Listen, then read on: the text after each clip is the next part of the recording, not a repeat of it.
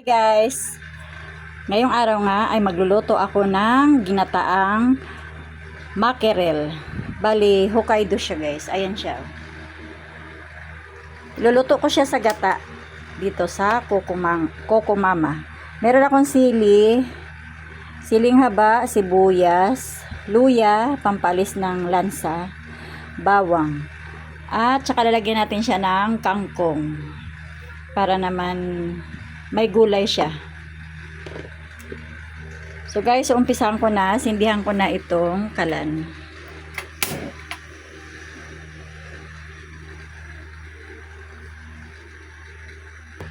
Ilalagay na natin guys yung bawang.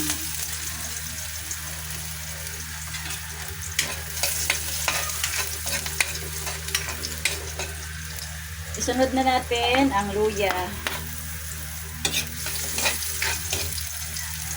at sibuyas.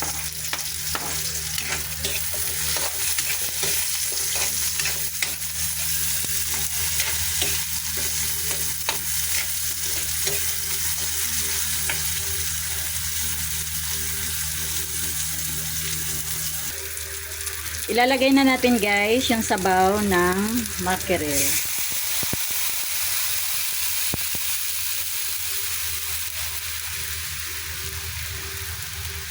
Sabaw lang muna, mamaya na yung laman. At ilalagay na rin natin yung siling haba. Lagyan natin siya ng asin, paminta,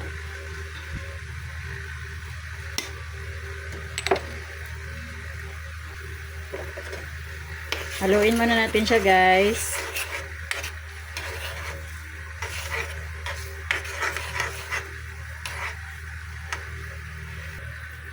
At ilalagay na natin siya yung Kokomama, yung gatang Kokomama.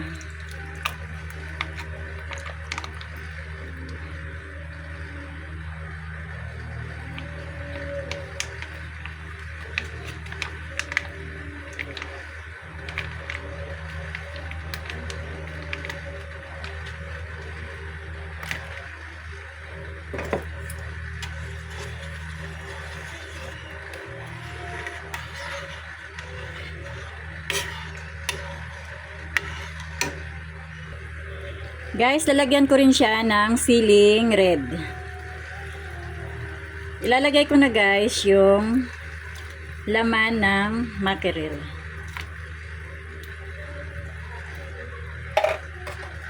Ang lalaki niya oh.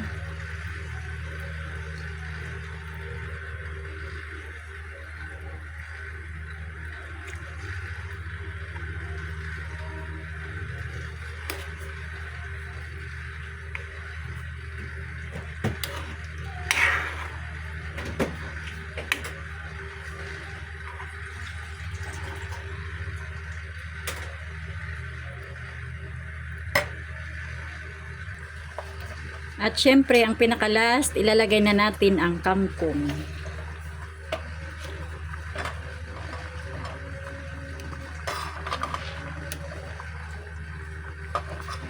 Amoy pa lang siya guys, mukhang napakasarap na. Paano pa kaya pag kinain na to? Baka makarami kayo ng kain nito guys. Dahil masarap.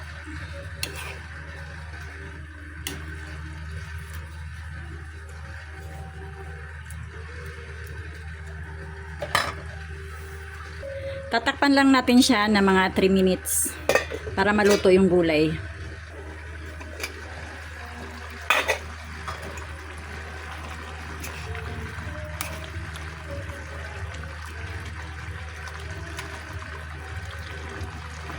Okay na to guys. Kain na tayo guys.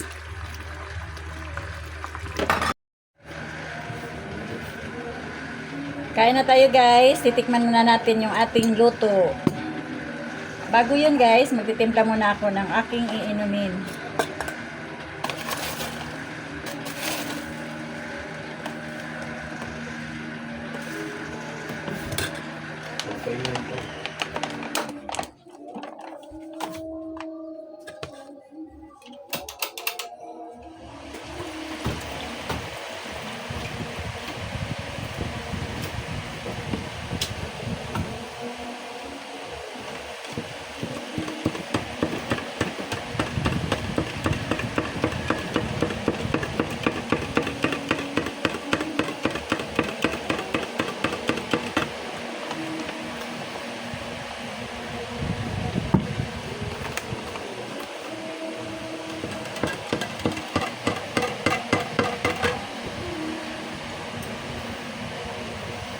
bango. Kain tayo, guys.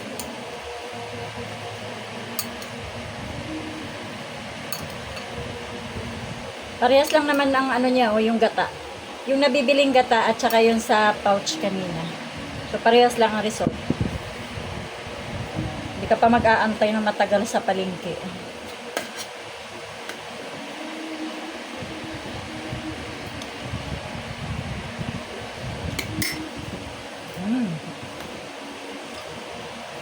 Sarap.